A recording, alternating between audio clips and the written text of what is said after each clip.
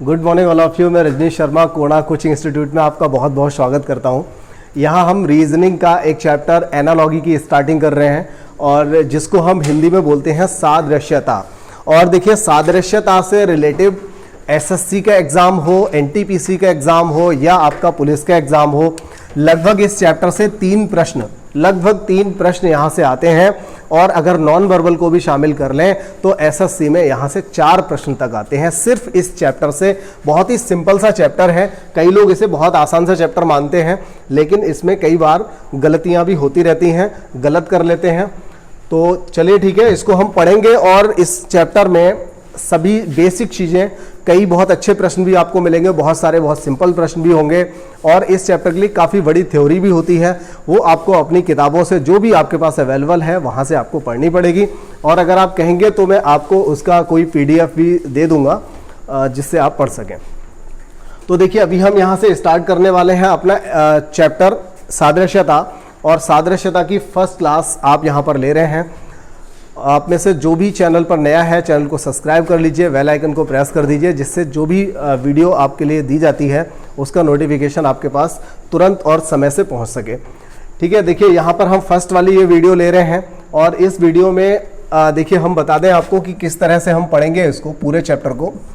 इस चैप्टर में जिस तरह से हमने क्लासिफिकेशन में पढ़ा था, एक हमने वहाँ पर शब्दों से रिलेटिव पढ़ा था, इसके बाद हमने वर्णमाला पढ़ा था और कुछ अंकों से रिलेटिव भी पढ़ा था।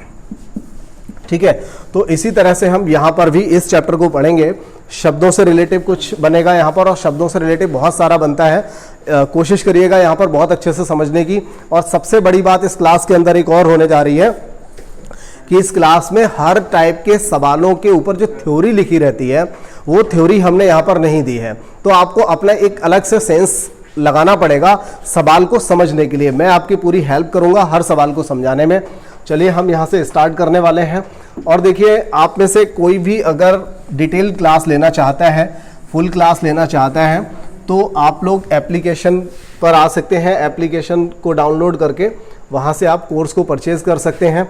बहुत ही छोटे से सिंपल से प्रश्नों से हम स्टार्ट करेंगे, लेकिन यकीनन इस क्लास में बहुत ही अच्छे प्रश्न, काफ़ी बेहतर प्रश्न आपको यहाँ पर देखने को भी मिलेंगे। और देखिए, यहाँ क्योंकि वीडियो मैं ये ऑफलाइन बना रहा हूँ, ये आपकी लाइव क्लास नहीं है, तो ऐसी कंडीशन में हम यहाँ पर हर प्रश्न के लिए कोई बहुत ज़्यादा समय तो नहीं दे सकते, आपके रेस्पॉन्स नहीं ले सकते। इसलिए आपको क्या करना पड़ेगा, हर प्रश्न को, वीडियो को रोक करके हर प्रश्न का जवाब आपको खुद सोचना है और उसके बाद हमारे बताए गए अगले जवाब से आपको अपना समझना है कि आपका जवाब सही था या गलत था। ठीक है, तो बहुत जल्द आप ये काम कर सकते हैं। काफ़ी सिंपल से प्रश्न इस चैप्टर में होते हैं। चलिए, खैर कितने सिंपल होते हैं तो आगे पता चलेगा।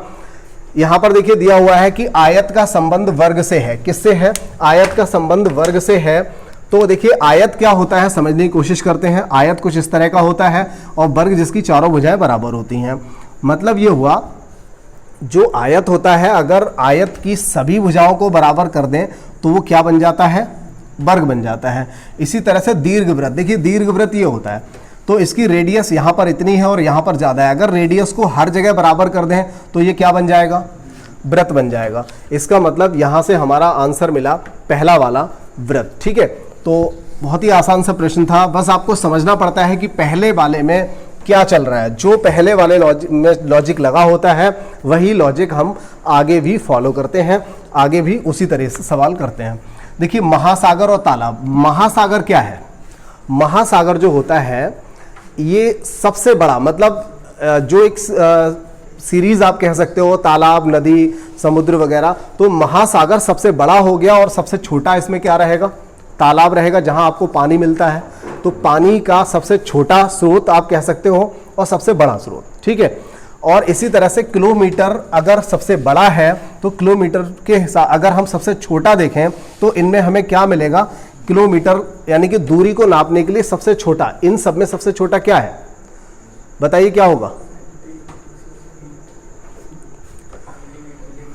मिलीमीटर। बिल्कुल ठीक है, यही आंसर रहेगा, मिलीमीटर। ठीक है, देखिए 1 किलोमीटर जो होता है इसमें 1000 मीटर होते हैं। ठीक है, 1000 मीटर, और 1 मीटर में 10 सेंटीमीटर। ठीक है, और 1 सेंटीमीटर में क्या होता है 10 मिली, लेकिन डेसीमीटर का जो रिलेशन होता है 1 सेंटीमीटर बराबर 10 सेंटीमीटर बराबर 1 डेसीमीटर होता है। ठीक है, तो यहां से हम आगे बढ़ेंगे और ये आपने क्या देखा कि महासागर सबसे बड़ी इकाई हुई और ये तालाब जो है सबसे छोटी हुई, जबकि किलोमीटर सबसे बड़ा हुआ मापने के लिए, सबसे छोटा यहाँ पर मिलीमीटर हो जाएगा।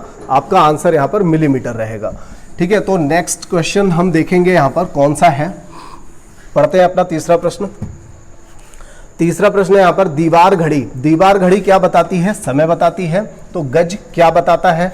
बताता है मतलब देखिए दीवार घड़ी जो है वो समय नापती है या समय बताती हुई कितना समय हो गया। तो गज क्या है? गज आपको दूरी बताता है कि कितनी दूरी आप चल चुके हो, कितना समय हो चुका है और कितनी दूरी चल चुके हो। ठीक है, तो यहां से आंसर रहेगा दूरी। आफ्टर इट हम फोर्थ क्वेश्चन पे जाएंगे और फोर्थ क्वेश्चन है हमारा किनारा सरिता। सरिता मतलब नदी होती है, सरिता का मतलब नदी होती है और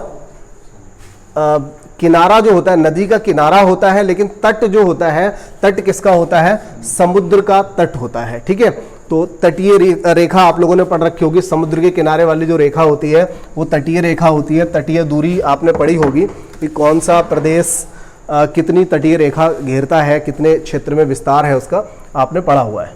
चलिए अब देखिए अगला प्रश्न क्या है यहाँ पर। ज्वालामुखी होने से मतलब ज्वालामुखी के फटने से लावा निकलता है।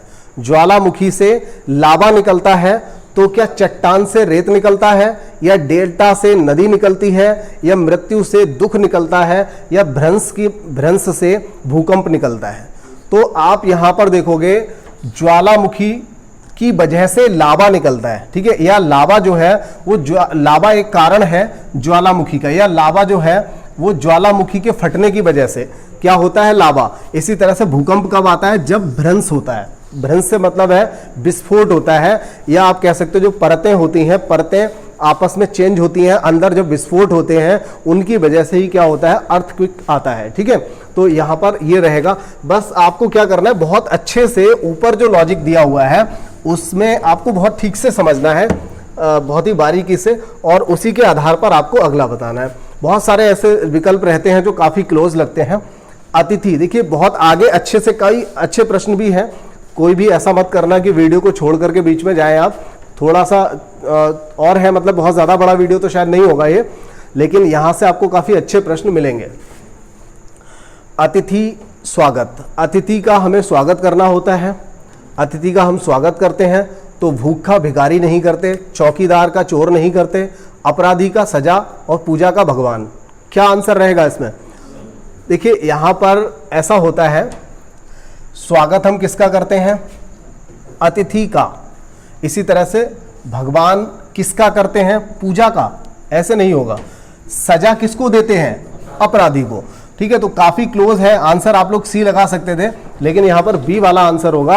आपको समझना पड़ेगा। देखिए अतिथि का स्वागत किया जाता है, अपराधी को सजा दी जाती है। अगर यहां पर भगवान पहले दिया होता और पूजा बाद में तो ये सही हो जाता।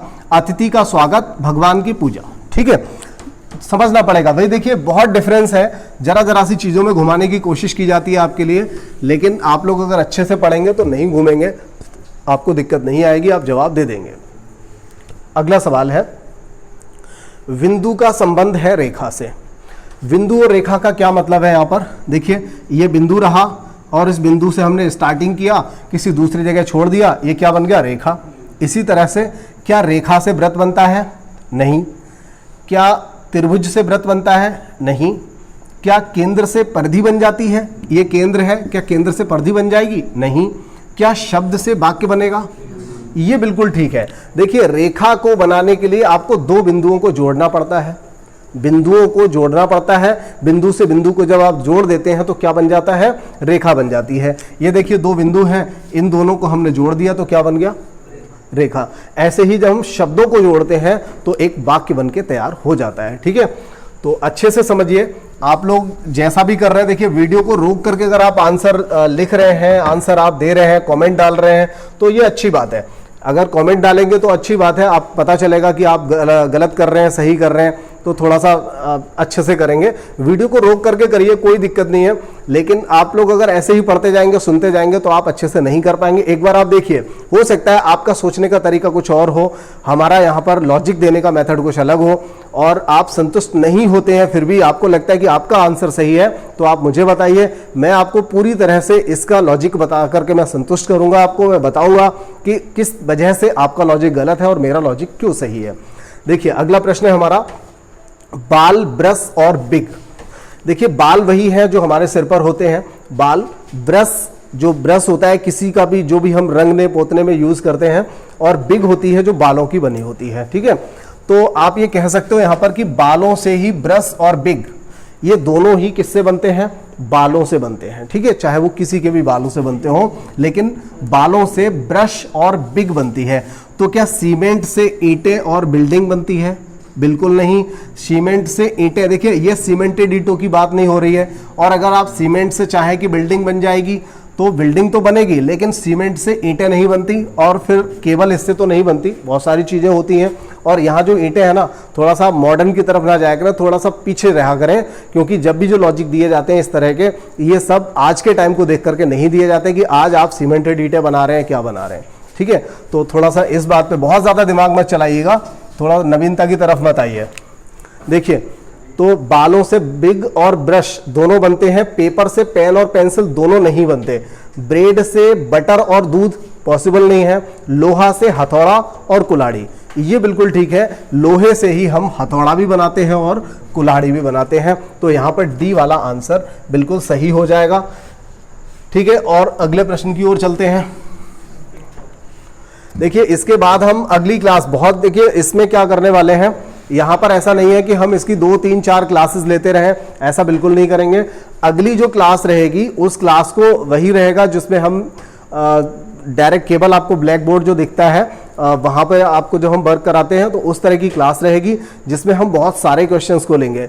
अगर पॉसिबल हुआ, क्योंकि ये क्लास ठीक है, अगर पॉसिबल हुआ तो हम इसकी लाइव क्लास भी लेंगे, जिसमें जिस तरह से हमने पिछली एक क्लास ली थी वर्गीकरण की, क्लासिफिकेशन की, तो अगर पॉसिबल हुआ, और शायद वो वही दिन पड़ रहा है जिस दिन मैंने आपको लाइव के लिए रखा हुआ है, थर्सडे पड़ रहा है, तो नेक्स्ट डे हम इसकी क्लास लाइव ले सकते हैं। चलिए, जैसा भी होगा आपको प्री इंफॉर्मेशन दे दी जाएगी, इवनिंग के टाइम में ही आपको बता दिया जाएगा। ठीक है, चलिए अब देखिए यहां पर एक बहुत ही बेहतर प्रश्न आया, आपको यहां समझना है गुलाबी, लाल और सफेद में क्या संबंध है, और वही संबंध इन चारों में से कौन रखता है। ये बहुत ही बेहतर प्रश्न है। अगर आपको इसकी जानकारी नहीं है, मानक रंगों की जानकारी नहीं है, तो जरूर कर लीजिए, गूगल कर लीजिए, जहां भी आप हैं, जैसे भी पॉसिबल है टीचर से पूछ लीजिए, मतलब जहां भी आप पढ़ रहे हैं। अगर आप मुझसे ही पढ़ रहे हैं तो आप जीएस वाले सर से मैं बोल दूंगा, वो एक छोटा सा वीडियो इस पर डाल देंगे, उनको मैं बोल दूंगा 1-2 दिन में उन्हें बता दूंगा कि इस 2-3 टॉपिक ले लेंगे छोटे छोटे, उन टॉपिक से रिलेटिव एक वीडियो में डलवा दूंगा, तो आप यहाँ से देख लेंगे इसको। और जैसे भी होगा आप इसको देखिए, क्योंकि रंगों से रिलेटिव प्रश्न कई बार पूछ लिया जाता है। देखिए यहाँ पर क्या है, ये गुलाबी रंग जो है, मैं बताता हूँ आपके लिए, गुलाबी रंग लाल और सफेद को मिला करके कौन सा रंग बनता है? गुलाबी रंग। ये मानक रंग है ना, दोनों स्टैंडर्ड कलर है ये, इन दोनों रंगों से मिलाने पर गुलाबी रंग बनकर के तैयार होता है। ठीक है, लाल में अगर हम सफेद रंग मिलाते हैं तो ये गुलाबी बन जाता है। ठीक है, अब इसी तरह से हमें देखना है, क्या पीला रंग बनाने के लिए लाल हरा मिलाएं तो पीला बनेगा? बनेगा क्या? क्या काला और नीला मिलाएं तो भूरा बनेगा? क्या नीला और पीला मिलाएं तो हरा बनेगा? नीला और पीला मिलाएं तो हरा बनेगा? नहीं पता? नीला और पीला, नीला और पीला, देखिए मैं यहां पर आपको समझाने की कोशिश करता हूं। क्या हल्का सा हरा दिखाई दे रहा है आपको इसमें? हल्का सा हरा, जहां पर पीला और नीला अगर दिखाई दे रहा हो आपको तो ठीक है, वरना आप ये काम करके देख सकते हैं, कहीं पर भी जहां पर पीला पेज हो उस पर आप नीला कलम चलाइए, आपको हल्का सा वहां हरा दिखने लगेगा।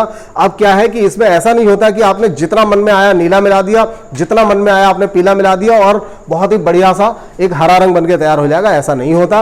उसकी भी क्वांटिटी होती है, उसके अकॉर्डिंग मिलाया जाता है। ठीक है, तो ये वाला आंसर आपका बिल्कुल सही हो जाएगा। यहाँ से हरा रंग जो है वो नीला पीला मिला करके बन जाता है। ठीक है, तो ये काम आप कर सकते हो। आपके घर में आपकी कॉपी किताबें जो होती हैं पुरानी, उन पे आप कलम चला चला के देख सकते हो अलग अलग कलर का, वहां से आप इसको फाइंड कर सकते हो। ठीक है, जवाब आपको मिल जाएगा। अगला प्रश्न है हमारे पास, फ्रांस, स्पेन और जर्मनी। फ्रांस, स्पेन और जर्मनी। देखिए ये प्रश्न वैसे तो एसएससी सीजीएल में पूछा गया था, एसएससी सीजीएल, लेकिन ये प्रश्न का जो लेवल है वो बहुत ज्यादा अप है, बहुत ज्यादा। मतलब ये प्रश्न हर कोई नहीं कर सकता, पक्का बता रहा हूं मैं, ये हर कोई नहीं कर सकता। जो यहां पर लॉजिक दिया हुआ है उसके अकॉर्डिंग, जो प्रश्न वहां माना गया था उसके अकॉर्डिंग आप लोग इतना आसानी से नहीं कर सकते। आपको लगता है तो चलिए हम 10वां जो प्रश्न है इसको लास्ट में बता लेंगे, उससे पहले आप इसे सोच लो, आप लिख लो। 10वां जो प्रश्न है हम यहां पर लिख लेते हैं, हम 10वें प्रश्न को बाद में ले लेंगे। क्या रहेगा, कोई बताएगा? यहां जो बैठे हुए इनमें से कोई बताएगा?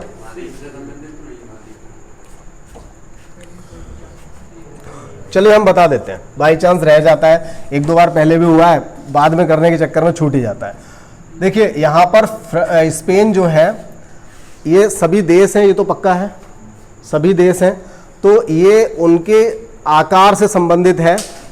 इन दोनों के ये मध्य में ही आता है, मतलब इन दोनों का जो क्षेत्रफल है, इन दोनों का जो आकार है उसके हिसाब से स्पेन मिडिल में आता है। आपको तो अपने भारत का और दो चार बड़े बड़े देशों का ही पता है, भारत से जो बड़े हैं, भारत से जो छोटा है उसके बारे में तो आपको पता भी नहीं है। हो सकता है किसी एक के बारे में पता हो, उससे अगला तो बिल्कुल भी नहीं पता होगा।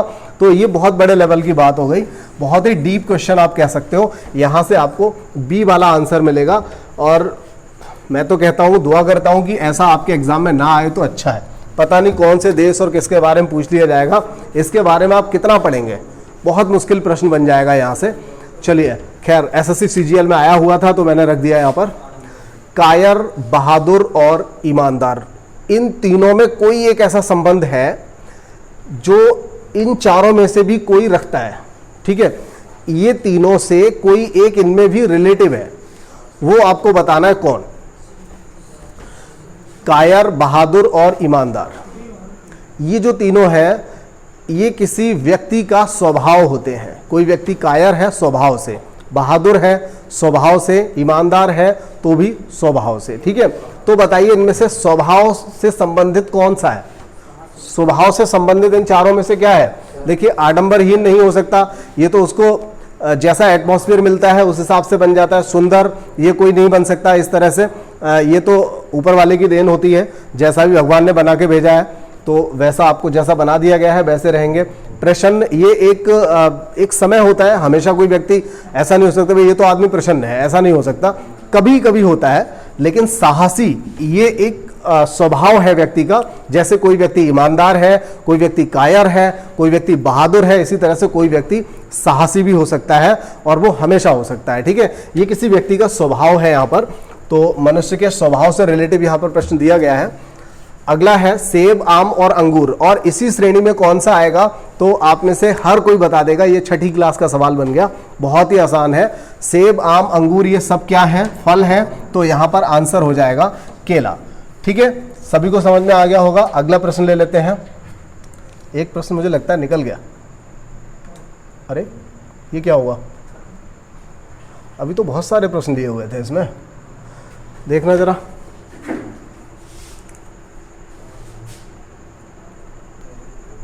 चलिए अगला प्रश्न है हमारे पास, टमाटर, बैगन, फूल गोभी। देखिए टमाटर, बैगन, फूल गोभी ये सब क्या है? सब्जी। तो कई लोग तो ये करेंगे कि यहां पर सब्जी आंसर लगा देंगे, लेकिन देखिए टमाटर, बैगन, फूल गोभी, इसकी तरह एक और यहां पर कौन है? जैसे आपने पिछले सवाल में क्या किया था? पिछले सवाल में आपने किया था सेब, आम और अंगूर, ये सब क्या थे? हालांकि ये भी तो फल थे, लेकिन इन तीनों के जैसा इसमें और कौन है? तो केला हुआ, और यहां पर आंसर रहेगा केला। अब इसके बाद इसमें सब्जी हो जाएगा, और इसके बाद अगला प्रश्न अगर हम देखें तो देखिए आप यहां से समझ लोगे, बुध, बृहस्पति, शुक्र। अब देखिए बुध, बृहस्पति, शुक्र ये सब क्या है? ग्रह हैं। तो यहां पर क्योंकि थ्योरी नहीं दी हुई है, और मैंने ये आपको पहले ही बताया था, थोड़ा सा सेंस आपको लगाना पड़ेगा। तो बुध, बृहस्पति और शुक्र, अगर आप देखेंगे तो इस हिसाब से बुध बृहस्पति शुक्र ये सब ग्रह हैं, तो यहाँ मंगल भी हो जाएगा, शनि भी हो जाएगा, पृथ्वी भी हो जाएगा। इसका मतलब ये नहीं जानना चाहता है कि इनके जैसा और कौन है, बल्कि ये जानना चाहता है क्योंकि इनके जैसा अगर कोई और है तो वो मंगल, शनि और पृथ्वी तीनों ही हो जाएंगे, ठीक है ना, ये तीनों ही हो जाएंगे। लेकिन ये जानना चाहता है कि बुध, बृहस्पति और शुक्र ये सब किस श्रेणी में आते हैं, किसके अंतर्गत आते हैं। क्योंकि अगर इनके जैसा हम देखें तो यहां हमें 3-3 आंसर मिलेंगे, ठीक है ना, 3-3 आंसर मिलेंगे। तो इसका 3 आंसर तो हो नहीं सकते, तो आपको यहां पर आंसर लगाना है ग्रह, मतलब ये किस श्रेणी में आते हैं। हालांकि जब आपको प्रश्न दिया जाएगा तो कोई इस तरह की थ्योरी वहां दे रखी होगी। अगला है तना, पत्ती और फूल। देखिए तना, पत्ती, फूल, बीज, पौधा और बीज, फल और जड़, ये तीनों अगर हम देखें तो ये वाले 3 और ये 3, ये सब 6 मिलाकर के एक पौधे का ही रूप होते हैं। पौधे के छोटे छोटे पार्ट्स होते हैं, ये अलग अलग पार्ट होते हैं, मतलब ये तो एक पौधे के अंतर्गत ही होते हैं। तो यहां पर भी ये नहीं जानना चाहता कि ये 3 आंसर सही हैं, ये जानना चाहता है कि तना, पत्ती और फूल ये सब किस में निहित होते हैं। तो आंसर रहेगा यहां से पौधा, ठीक है, क्योंकि ये सारे के सारे एक पौधे में निहित होते हैं, ठीक है। तो इसको आपने कर लिया। इसके बाद देखिए अगला सवाल हमारा है गुफा, घोंसला और माद। गुफा में कौन रहता है, घोंसले में कोई रहता है, माद में भी कोई ना कोई रहता है। इसी तरह से गांव में लोग रहते हैं, स्थान पर भी लोग रहते हैं, अस्तबल में घोड़े रहते हैं। तो इसका मतलब यहां पर भी आप 3 आंसर सही नहीं कर सकते। तो क्या है, ये तीनों ही किस श्रेणी के अंतर्गत आएंगे, ये सब निवास स्थान के अंतर्गत आएंगे, क्योंकि ये सब के सब क्या है, निवास स्थान है, ठीक है। बाकी 3 आंसर दिए थे वो भी सब निवास स्थान थे, लेकिन ये किसके अंतर्गत आएंगे ये पूछा गया है। यहां पर देखिए अगला प्रश्न है, बल्कि अगले 2 प्रश्न एक साथ आ गए हैं यहां पर, और आगे भी इसी तरह से रहेंगे। प्रश्न दिया है कौन वैसा ही है जैसे बिहार, असम और सिक्किम। तो ये बहुत ही सिंपल सा प्रश्न है, बहुत ही आसानी से आप लोगों ने कर लिया होगा। कौन वैसा है जैसे मीटर, इंच और फुट, तो आप यहां पर सेंटीमीटर लगा देंगे, बाकी सारे तोलने के हैं और ये नापने का है, मतलब दूरी को नापने का है। मीटर, इंच और फीट से हम क्या करते हैं, दूरी नापते हैं, ठीक है। जबकि पौंड, लीटर या ग्राम से किसी भी मात्रा, किसी द्रव्य वगैरह को हम नापते हैं, ठीक है। तो यहां पर अगला देखिए प्रश्न कौन वैसा है जैसे कि जनवरी, फरवरी और मार्च। तो यहां से देखिए बहुत ही सिंपल सा एक प्रश्न ले लिया गया था ये भी, और यहां हो जाएगा अप्रैल। अब इसके बाद देखिए अगला जो पैटर्न आ रहा है यहां पर, अगले टाइप के कुछ प्रश्न यहां पर आ रहे हैं और उन प्रश्नों को हम करते हैं। देखिए ये भी काफी सिंपल से प्रश्न यहां पर रहेंगे। HCM, तो देखिए H जो है, मैं यहाँ पर दोबारा लिखूं या ऐसे चलते हैं, ऐसे काम करते हैं। यहाँ पर H से अगर हम 2 घटा दें तो F आएगा, C से अगर 2 घटा दें तो A आएगा, M से अगर 2 घटा दिया जाए तो K आएगा, ठीक है। तो इसी तरह से S से अगर 2 घटाएंगे Q आएगा, G से 2 घटाएंगे E आएगा, और D से 2 घटाएंगे तो क्या आएगा, C आएगा। यानी Q, E, D से 2, सॉरी ठीक है, D से 2 घटाएंगे B आएगा, बिल्कुल ठीक है। ई से 2 घटाने पर सी आता, लेकिन यहाँ पर डी वाला आंसर बिल्कुल ठीक है। अब देखिए इसके बाद आगे बढ़ते हैं कुछ और प्रश्न। मैंने आपको यहाँ पर इस क्लास में ये बताने की कोशिश की है कि किस किस टाइप के प्रश्न बन सकते हैं। इसके बाद जो क्लास ली जाएगी सारे आए हुए प्रश्नों को ही उस क्लास में लिए जाएंगे, ठीक है। यहाँ देखिए AHOP, यहाँ पर देखिए क्या लॉजिक बन रहा है। ए में 2 जोड़ दिया, C, H में 3 जोड़ा, O में 4 जोड़ा, P में 5 जोड़ा। तो 1, 2 मतलब 2 से शुरुआत हो रही है, पहले 2 जोड़ा जा रहा है, 2, 3, 4, 5 इंक्रीजिंग ऑर्डर में जोड़ा जा रहा है। इसी तरह से B में हम 2 जोड़ेंगे तो D आएगा, और J में देखिए D आएगा, और जैसे ही हम J में 3 जोड़ेंगे तो M आएगा, ठीक है। तो आंसर आपको मिल गया, ज़्यादा कुछ करना ही नहीं है। D के बाद M केवल एक ही आंसर में आ रहा है, यहाँ पर 2, 3, 4, 5 इंक्रीजिंग ऑर्डर में जोड़ा जा रहा है। इसके बाद देखिए अगला प्रश्न है हमारे सामने, छोटा सा ही वीडियो बनाना है, जल्दी से देख लें इधर। देखिए ट्यूसडे को ये लिखा जाता है, चलो क्या लिखा जाता है देखते हैं।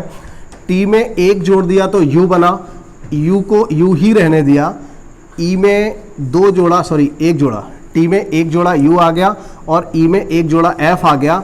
ऐसे एस को एस रहने दिया, और फिर डी में हमने क्या किया, डी से 1 घटा दिया, ठीक है ना। देखिए क्या हो रहा है, दोबारा से चाहें तो यहां पर लिख के देख लें, समझ लीजिए। TUESDAY, बहुत ही सिंपल सा प्रश्न है, बस जोड़ना घटाना क्या किस क्रम में चल रहा है वो समझ लो। इसमें क्या हो रहा है, एक जोड़ा जा रहा है u, इसको एज इट इज लिख दिया, मतलब इसे और इसे, इनको विषम ऑर्डर सम ऑर्डर पे जो आ रहे हैं उनको एज इट इज लिखा जा रहा है। और देखिए ई में क्या हो रहा है, इसमें भी क्या कर रहे हैं, एक जोड़ रहे हैं, तो ई से देखिए एफ हो गया, एस को एज इट इज छोड़ देते हैं। इसके बाद डी में देखिए, डी में क्या हो रहा है, डी में अगर हम एक जोड़ें, जैसे हमने यहाँ पर एक जोड़ा, यहाँ भी एक जोड़ा, डी में अगर एक जोड़ेंगे तो ई आएगा, लेकिन वो कह रहे हैं कि सी आएगा, इसका मतलब यहाँ -1 हो रहा है। और ए को भी आपको एज इट इज छोड़ना है और वाई से भी एक घटा लेना है। तो देखिए यहाँ पर क्या हो रहा था, हर अल्टरनेट क्या हो रहा था, यहाँ पर ये वाले जो थे ना अल्टरनेट, यानी एक को छोड़ करके एक, उन सभी को तो एज इट इज छोड़ा जा रहा था, बाकी में एक घटाया जा रहा है, सॉरी यहाँ शुरुआत से एक एक जोड़ा जा रहा था और इन दोनों में एक एक घटाया जा रहा है। ठीक है, तो यहाँ से आपको इसका जवाब भी मिल गया। क्या जवाब रहेगा, चलिए देख लेते हैं। एस से एस में एक जोड़ेंगे, सबसे पहले तो एस में एक जोड़ेंगे, टी आ जाएगा, क्यू को एज इट इज छोड़ दीजिए, यू में एक जोड़ेंगे, वी आ जाएगा, ए को ऐसे ही छोड़ दीजिए, आर से एक घटाया जाएगा क्यू, और ई को ऐसे ही छोड़ दीजिए, फिर ई से एक घटाया जाएगा डी। देख लीजिए T Q V A Q U D, यानी कि ये वाला आ जाएगा आपका सी वाला answer, Q U E D वाला आंसर आ जाएगा, सी वाला आंसर यहाँ से आपको मिल जाएगा। तो ये देखिए बहुत ज़्यादा डिफरेंस इनमें नहीं है, सिंपल से प्रश्न है, बस जोड़ना घटाना किस लेवल से चल रहा है वो आपको समझ लेना है। चलिए अगला प्रश्न देख लेते हैं, 23-24 नंबर। यहाँ पर देखिए 23, प्रश्न नंबर 23 और प्रश्न नंबर 24 क्या है, 19 और 37 में देखिए क्या रिलेशन है, बहुत जल्दी मैं बता देता हूँ, वीडियो को ज़्यादा लंबा नहीं करते और जल्दी से मैं बता देता हूँ। आप बस ये करिए कि वीडियो को रोक रोक करके अपने जवाब सोचते रहिए, ठीक है। देखिए 19 का दुगना अगर करें और -1 करें तो 37 आता है, ऐसे ही 26 का दुगना करें -1 करें तो 51 आ जाएगा, ठीक है। अगले प्रश्न में देखिए क्या चल रहा है, 24 का यहाँ पर देखिए 2.5 गुना चल रहा है, कितना चल रहा है, 2.5 गुना चल रहा है, 24 का 2.5 गुना, तो इस हिसाब से अगर इसका भी हम 2.5 गुना करेंगे तो शायद हमें आंसर मिल जाएगा, ठीक है, लेकिन नहीं मिल रहा भाई, इसका 2.5 गुना करेंगे तो आंसर नहीं मिलेगा, मतलब कोई लॉजिक और चल रहा है। चलिए कुछ और सोचते हैं। चलिए देखिए इसमें क्या चल रहा है, 3 के घन से अगर 3 घटा दें तो 24 आएगा, और 4 के घन से अगर 4 घटा दें तो 60 आएगा, 6 के घन से अगर 6 घटा दें तो 210 आएगा। देखिए 3 के बाद 4 आया तो 6 के बाद क्या आएगा 7, तो 7 के घन से 7 घटा दीजिए, कितना आएगा 336 आएगा, ठीक है। तो यहाँ से आपको ए वाला आंसर मिल जाएगा, ठीक है। बढ़िया प्रश्न है, अगले और प्रश्नों को देख लेते हैं। देखिए अगला प्रश्न है हमारे पास क्वेश्चन नंबर 25-26, 24, 60, 120। देखिए यहाँ पर 2.5 गुने का चल रहा है, ये इसका 2.5 गुना है तो इसका 2.5 गुना ये हो जाएगा, ठीक है, इस तरह से चल रहा है। अब अगले प्रश्न पे आते हैं। देखिए 11 का अगर हम गुणा करें 12 से, 11 का गुणा अगर 12 से करें तो 132 आएगा, ठीक है ना। 11 का गुणा अगर 12 से करें तो 132 आएगा। इसी तरह अगर 15 का गुणा, अब देखिए क्या हो सकता है, 11 का गुणा अगर हम 12 से कर रहे हैं, अगली वाली संख्या से कर रहे हैं तो आ रहा है 132। तो एक लॉजिक ये भी हो सकता है कि किसी भी संख्या का गुणा 12 से करने पर कोई आंसर आ रहा होगा, और एक ये भी हो सकता है कि 11 का गुणा 12 से कर रहे हैं तो 10 का गुणा 11 से करेंगे, या 9 आ रहा है तो 9 का गुणा 10 से करेंगे, 15 आ रहा है तो 15 का गुणा 16 से करेंगे, मतलब अगली संख्या से करेंगे।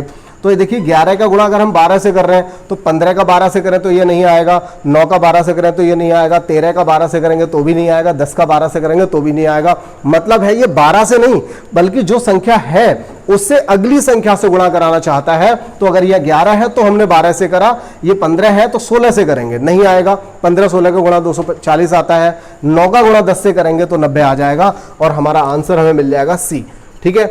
एकदम ठीक है, बढ़िया है, अच्छा सा प्रश्न था। और जल्दी से आगे बढ़ते हैं अगले सवाल की ओर, देखते हैं क्या रखा हुआ है। 7 और 24, जल्दी से देख लें।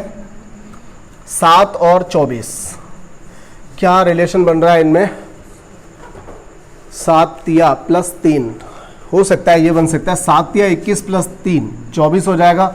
30 तिया प्लस 3 नहीं बनेगा, 23 तिया प्लस 3 ये तो बन रहा है, चलिए इसको भी देख लें। 19 तिया 57 प्लस 3 नहीं बनेगा, 11 तिया 33 प्लस 3 नहीं बनेगा। तो इसमें यहाँ पर आपको वी वाला लॉजिक मिल रहा है। अगर आपको कोई और लॉजिक भी मिल रहा है, आपको कोई और आंसर मिल रहा है, तो एक बार कंफर्म जरूर कराइए, मुझे बता दीजिए अपने व्हाट्सएप के थ्रू या अपना जो आपका ग्रुप बना हुआ है उसके थ्रू आप बता दीजिए या कमेंट में बता दीजिए, जिससे आपको बता सकूं मैं कि आप कहीं गलत तो नहीं कर रहे हैं। या कई बार ऐसा भी होता है कि एक प्रश्न के दो लॉजिक होते हैं और दोनों अलग अलग भी निकल आते हैं, तो ये वो प्रश्न विवादित प्रश्न बन जाता है, ऐसा भी हो सकता है। लेकिन वो कंफ्यूजन आपके मन में ना रहे उसके लिए आप एक बार डिस्कस जरूर कर लीजिए। अब देखिए अगला एक प्रश्न आया यहाँ पर, बहुत ही बेहतर प्रश्न है। इन तीनों का एक समुच्चय दे रखा है और इसी टाइप का समुच्चय इनमें से कौन सा है ये आपको यहाँ पर बताना है। समय ज़्यादा खराब नहीं करना है, बस इसलिए मैं यहाँ पर बता देता हूँ, अदरवाइज आप लोग काफ़ी टाइम भी ले सकते थे। देखिए 2 और 4 जोड़ने पर 6 आता है, 2 5 जोड़ने पर 7 आता है, 3 5 जोड़ने पर 8 आता है। तो इसी तरह से कौन सा वाला आंसर सही हो रहा है, ये वाला देखिए आंसर सही हो रहा है। 1 4 5 हो जाएगा, 2 3 5 हो जाएगा, 3 2 5 हो जाएगा। ठीक है, तो एकदम आसान सा लॉजिक यहाँ पर आपको मिला। लेकिन देखिए जो लॉजिक मैं खुद बता रहा हूं वही आपको आसान लग रहा है, लेकिन जब आप करेंगे इसको, आप इस लॉजिक तक नहीं पहुंच पाएंगे, तो यही सारे लॉजिक आपको कठिन लगेंगे। इसलिए आप वीडियो को रोक करके देखिए तो शायद ज्यादा बेहतर होगा, आप क्वेश्चन को ठीक से समझ पाएंगे। और टाइम आपको लगेगा, आपको गलत भी सोचेंगे तो आपको लगेगा अरे नहीं भाई मैं गलत सोच रहा था, सर ने जो बताया वो बिल्कुल ठीक है। चलिए अगला प्रश्न है हमारे पास, और देखिए अगला प्रश्न क्या दिया है।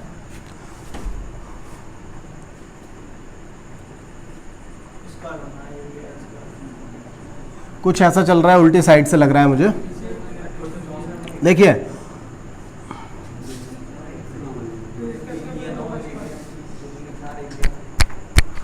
डिफरेंस अगर देखें तो 5 और 1 आ रहा है, तो डिफरेंस 5 1 तो मुझे कहीं नजर भी नहीं आ रहा, इस तरह का नहीं बनेगा, कुछ और बातें नहीं, शोर नहीं।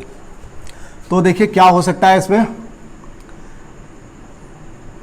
ये 2 आ रहा है और यहाँ पर 2 की घात 3 8, बल्कि 2 स्क्वायर करिए, इसका स्क्वायर करिए और इसमें से क्या करेंगे 1 माइनस करेंगे तो 3 आएगा, और इसका स्क्वायर करिए तो 1 माइनस करेंगे तो क्या आएगा 8 आ जाएगा। ठीक है, तो इसी तरह से 3 का स्क्वायर करने पर 1 माइनस करेंगे ये आएगा, और इसका स्क्वायर करेंगे 64, 1 माइनस करेंगे तो 63 आ जाएगा।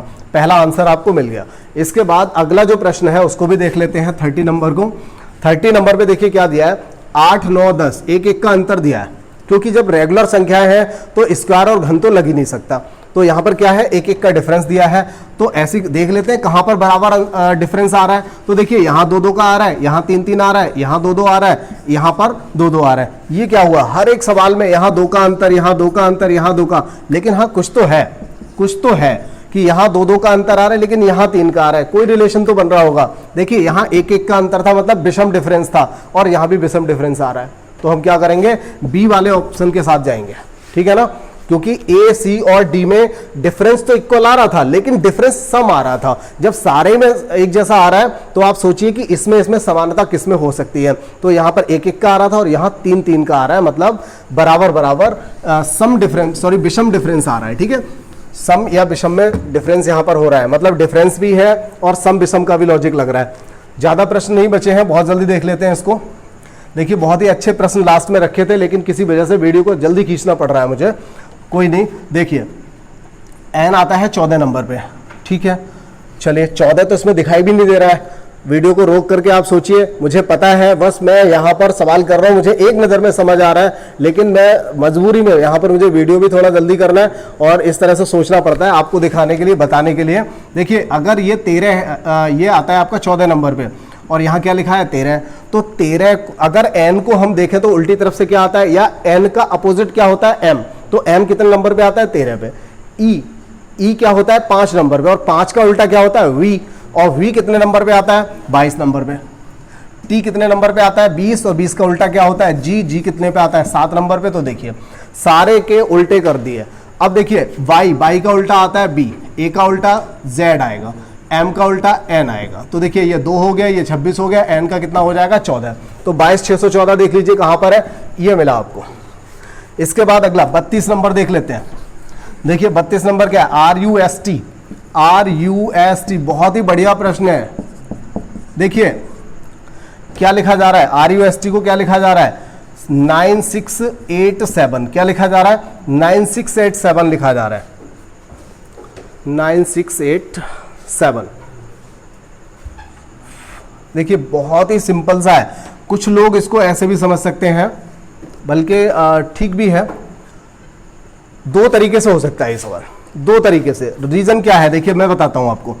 ये क्या है? 18। 18 का उल्टा क्या होता है? मतलब आई, आर का उल्टा क्या होता है? आई। यू का उल्टा क्या होता है? एफ। एस का उल्टा क्या होता है? एच। और टी का उल्टा क्या होता है? जी। तो देखिए आई, एफ, एच, जी, सारे नंबर मिल गए आपको। ये भी लॉजिक हो सकता है।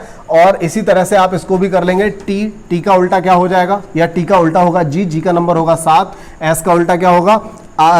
एच हो जाएगा और एच का नंबर हो जाएगा 8। यू का उल्टा हो जाएगा एफ और एफ का नंबर हो जाएगा 6। और आर का उल्टा आई, आई का नंबर हो जाएगा 9। तो 7 8 6 9, 7 8 6 9, 7 8 6 9, ये मिला आपको। ठीक है। अब इसी को आप दूसरे तरीके से कर सकते थे। कैसे?